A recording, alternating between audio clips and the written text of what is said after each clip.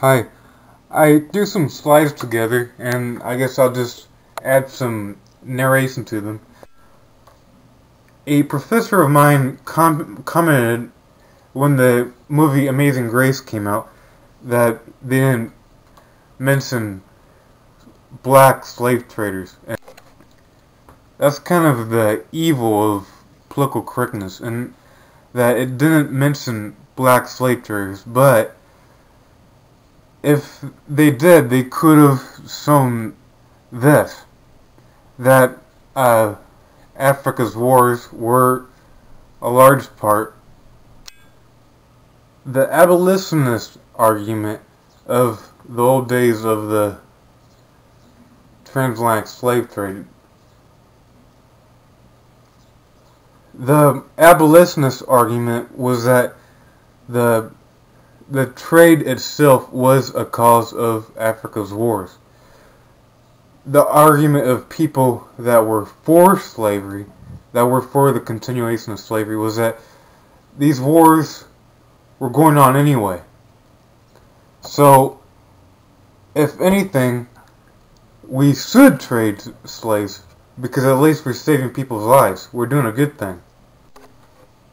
The author of the article, Dahomey, Historiography of Dahomey and the Slave Trade, examines arguments that people during that period had and what modern historians have argued about, and he shows that there's a connection about it. The arguments back then are still the same argument is still going on about whether the slave trade was connected to the Africa's wars. The author of the article points out that it seems like a paradox, but the people that say that the Africa's wars were not connected to the slave trade were kind of showing dignity to these societies.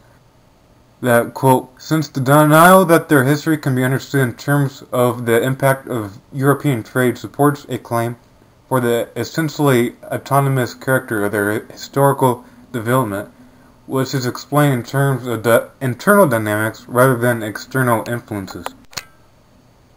I highly recommend reading page 19 to 24 of this article.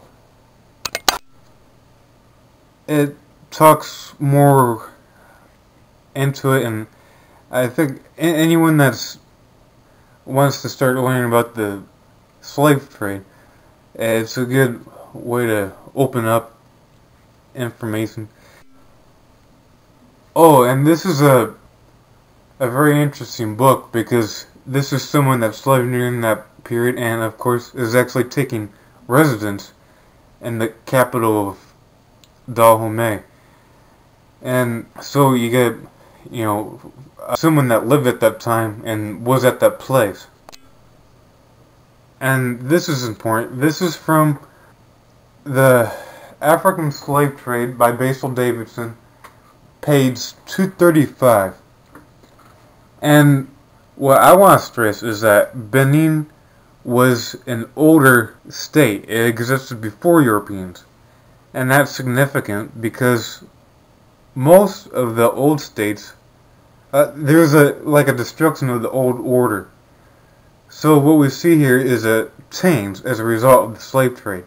So that even when Europeans didn't necessarily dominate an area, they were able to, at least their influence was able to bring about wars. So of course there's a disintegration of the old order, and as it shows here, Benin was decaying.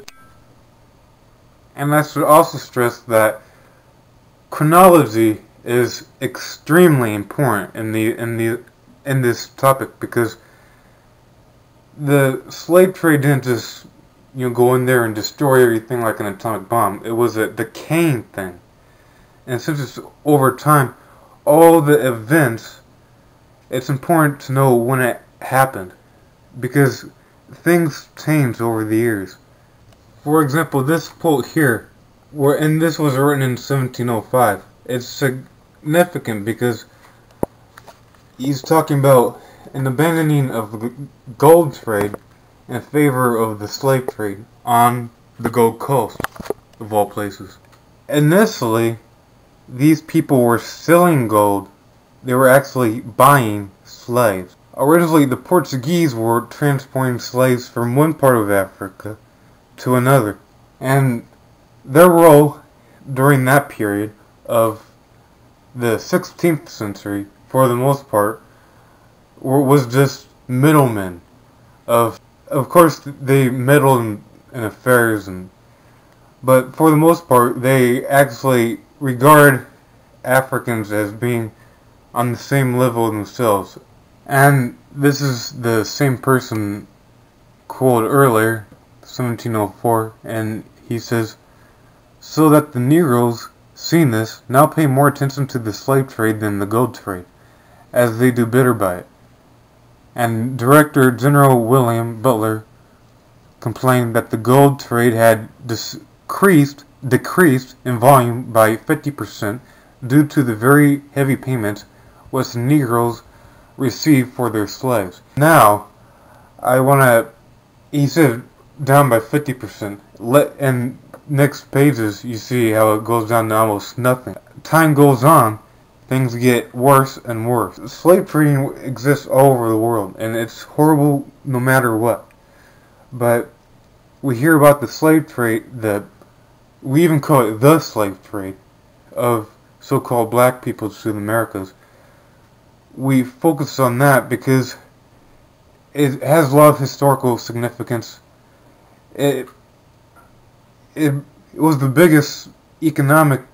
It's huge in world economics. Just in that point, it's also extremely destructive, and it developed modern racism, not just attitudes, but a whole system of racism. And this process was already going on since the mid-17th century, but the very fact that he say this and as late as 1704 as if this is something new, it's because it's an ongoing process, getting worse and worse. It's down 50%, it's going to go even lower. The gold trade.